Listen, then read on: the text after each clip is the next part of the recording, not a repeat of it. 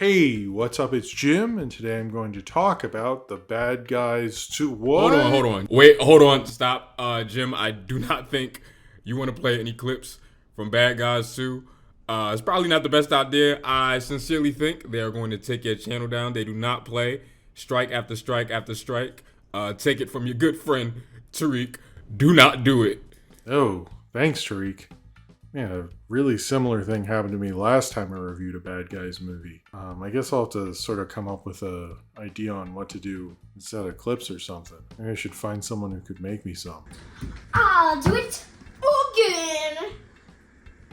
Oh yeah, that's a good idea.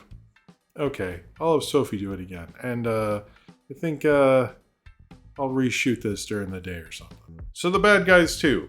This is the sequel to the very liked original film. This is very much the summertime sequel heist movie to the original heist movie. It feels a lot bigger. There's less kind of character development. There's more characters in it. All the set pieces are bigger and crazier and all of that stuff. And once again, like Mr. Fiasco said, guess who's on third? Lupin's back like Lupin the Third. DreamWorks is often successful when they drop a number 2. So I figured that, this would probably work out. And this was a lot of fun. I actually saw it on my birthday at Nighthawk. That was a lot of fun. I don't know. This is just a very tight, fun movie. Everyone's back. The original director is back. The whole original cast is back. Again, I think if you made a heist movie with this cast that wasn't animated, it would still work really well. They have great chemistry together. They work really well. They're a great collection of people there. It's what Hollywood heist movies used to be. A better cast than Takers. Everybody remembers that. It works very well. In this one, it's a little different in that the bad guys are trying, after they were pardoned and served a year of jail time, are back to go good and get legitimate jobs. But then this team of girls, who are the bad girls, I guess. Do they say that? I think they might have. There are only 3 of them, but they're all girls instead of 4 guys and 1 girl, I guess.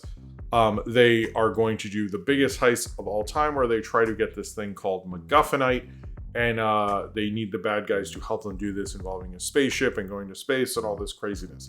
I will appreciate that the bad guys went to space in the first sequel. I think that's a little, you went there faster than both Friday the 13th and the Fast and Furious movies.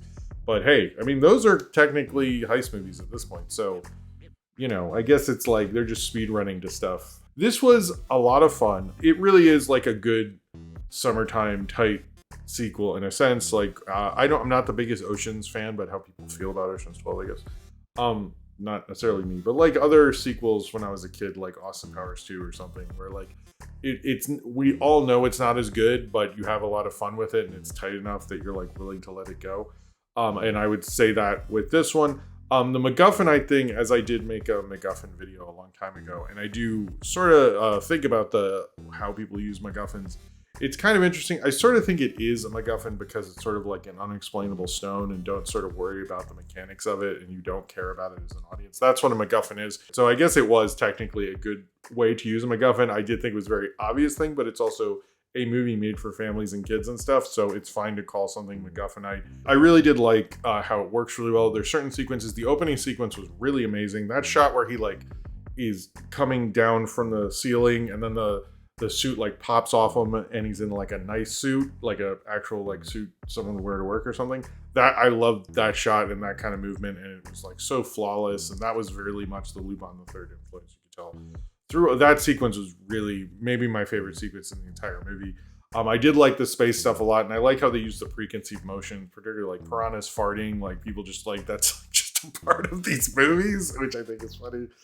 Craig Robinson is great as Shark. Awkwafina, this is probably the one, this and Raya and the Dragon, but I think are the 2 Awkwafina voice roles that people like the most. I know we all love Scuttlebutt, but I think she was in a lot of stuff for a little bit, and I still really like her in this. I think it might be her best voice role, and she was doing a lot of them for a little bit. They play off the preconceived notions of the first one, but really are more interested in just having a good, fun movie. There is one cut in this that was so funny. I just burst out laughing. Apparently my wife saw somebody, this kid was choking out his water. There's a cut in this that might be one of my favorite cuts of the year or in a few years that like made everybody just burst out laughing. And I'm not going to spoil it, but you'll know it when you see it. Trust me.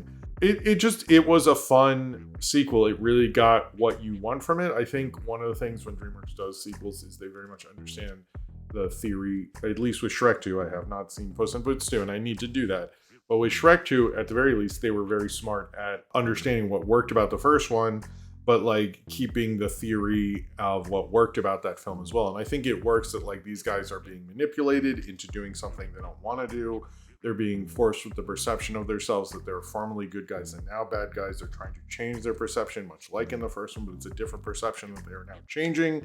But I also think it's like it's very Hollywood kind of a thing. It's the perception of this movie even is different than the first one because the idea of doing a Spider-Verse influence thing has been done a lot of times at this point. But it still shows that that's a sturdy, fun, very modern animation kind of view. It feels much more modern than something like Pixar and Elio the same summer. In fact, animation wise, at least in theaters, it's the only I would say this is similar to K-pop Demon Hunters in that it's very much doing as much as it can with the medium and being experimental but flawlessly so. This is probably the more Hollywood version, but I sort of respect these films for doing the more Hollywood version of that. Like in the 60s and 70s, they take all these weird things and churn it through the Hollywood structure and stuff. And you get kind of like these really tight movies that acknowledge more of the experimental film stuff that was going on at the time. And I think these are sort of like that in terms of what it's doing with Spider-Verse. That might be a long explanation or something, but I think it's actually very true. They're just, these are just tight, fun movies. You could watch a bunch of them in a row and have a good time. And I had a good time watching this on my birthday with my family. They're not necessarily my favorite films ever, but I knew I was going to have a good time at the movies. And I like going to see movies with people that I know are going to be a good time. So, and I was right. I really like this film. I like the new additions to the cast. They're very good at casting these movies. Maria Bakalova, Natasha Lyonne, and Danielle Brooks, who I think my kids would know from the Minecraft movie. It's really well-run thing. I think this director should go on to do maybe something else after this, but I would like another Bad Guys movie as well. So it's up to him, but he's doing a great job so far. In terms of direction, I think the direction, particularly of the action sequences and the animation, was even more impressive than the first film.